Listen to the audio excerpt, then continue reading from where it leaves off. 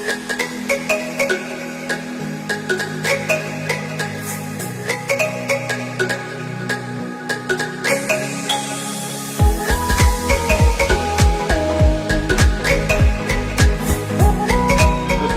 អ្នកទាំងអស់គ្នា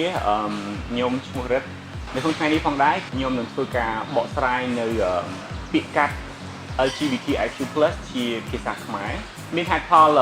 ធំចំនួន3យ៉ាងដែលខ្ញុំធ្វើការពន្យល់និងបកស្រាយនៅពាក្យទាំងនេះដោយសារតែទី1គឺមានសំណុំពរពីបងប្អូនជាច្រើនតាមរយៈបណ្ដាញសង្គម Facebook ទី2គឺដោយសារតែប្រភពឯកសារគេដូចជាការបកស្រាយនៅពាក្យកាត់ទាំងនេះជាភាសាខ្មែរនៅមានកម្រិតនៅឡើយទី3គឺដោយសារតែយើងចង់ធ្វើការផ្សព្វផ្សាយនៅការពន្យល់ក៏ដូចជាការបកស្រាយទាំងនេះទៅដល់ប្រជាពលរដ្ឋទូទៅមិនថាអ្នកស្រឡាញ់ភេទដូចគ្នាឬក៏អ្នកស្រឡាញ់ភេទផ្សេងគ្នាឲ្យគាត់បានយល់ដឹងនៅពាក្យពេចន៍ទាំងនេះឥឡូវអាចចាប់ផ្ដើមជាមួយខ្ញុំបាននៅពាក្យកាត់ទី1 L ដែលយើងភាសាអង់គ្លេសហៅថា lesbian ភាសាខ្មែរគឺស្ត្រីស្រឡាញ់ស្រីដែលមានន័យថាមនុស្សស្រីដែលមានអារម្មណ៍ស្នេហាគឺដូចជាការស្រឡាញ់អារម្មណ៍ផ្លូវភេទទៅលើមនុស្សស្រីដូចគ្នាឧទាហរណ៍ដូចជា Ellen ដែលអ្នកទាំងអស់គ្នាបានស្គាល់គាត់គឺជាបុគ្គលមួយរូបដែលមានភាពល្បីល្បាញនៅក្នុងឆាកអន្តរជាតិហើយគាត់បានបង្ហាញសាធារណជន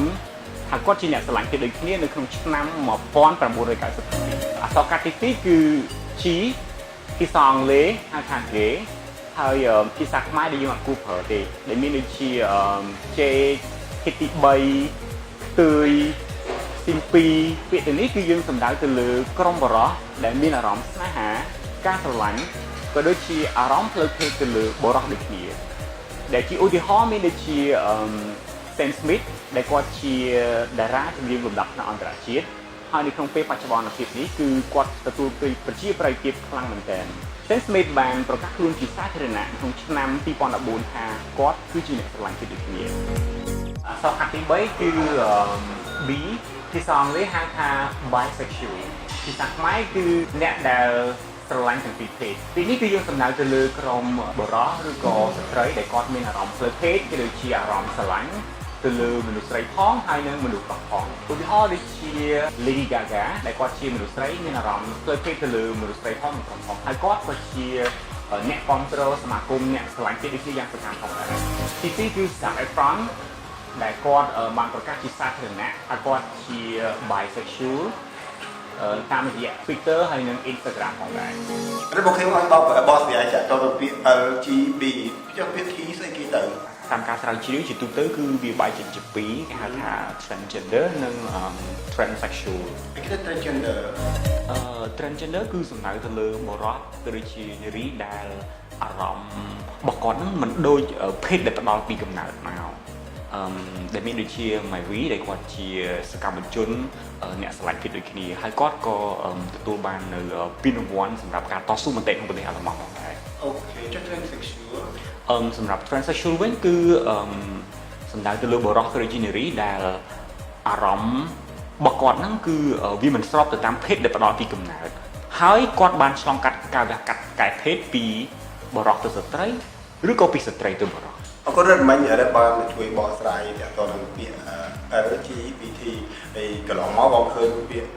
គេយកទៅប្រើពាក្យ LGBT ហើយក៏មិនទីក៏ឃើញមានពាក្យ LGBTIQ អីទៅអាពាក្យ I ហ្នឹង I ហ្នឹងគឺភាសាអង់គ្លេសដែលយើងហៅថា intersex ខ្មែរយើងប្រែថា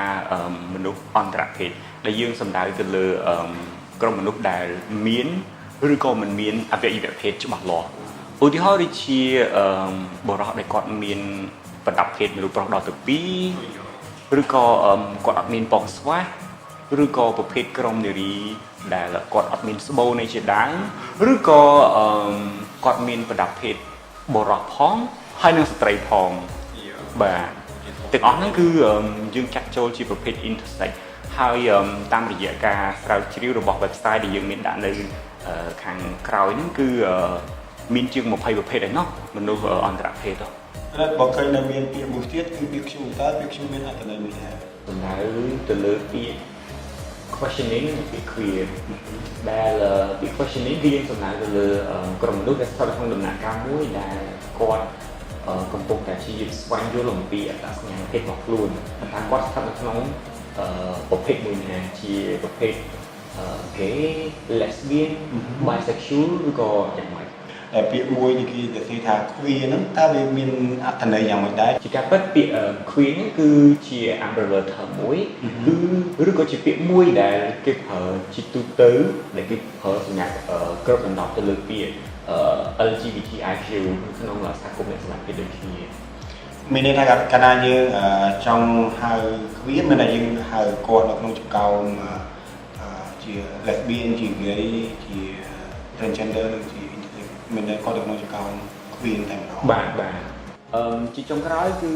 ពួកខ្ញុំទាំងអស់គ្នាសូមធ្វើការថ្លែងអំណរគុណដល់បងប្អូនទាំងអស់គ្នាដែលបានតាមដានទស្សនាវីដេអូនេះ ហើយបើសិនជាអ្នកទាំងអស់គ្នាមានមតិយោបល់អាចបញ្ចេញនៅខាងក្រៅវីដេអូនេះឬក៏អាចផ្ញើតាមរយៈ Facebook របស់យើងបាន រួមគ្នាកាត់បន្ថយការរើសអើងអ្នកស្រឡាញ់ពេកដូចគ្នា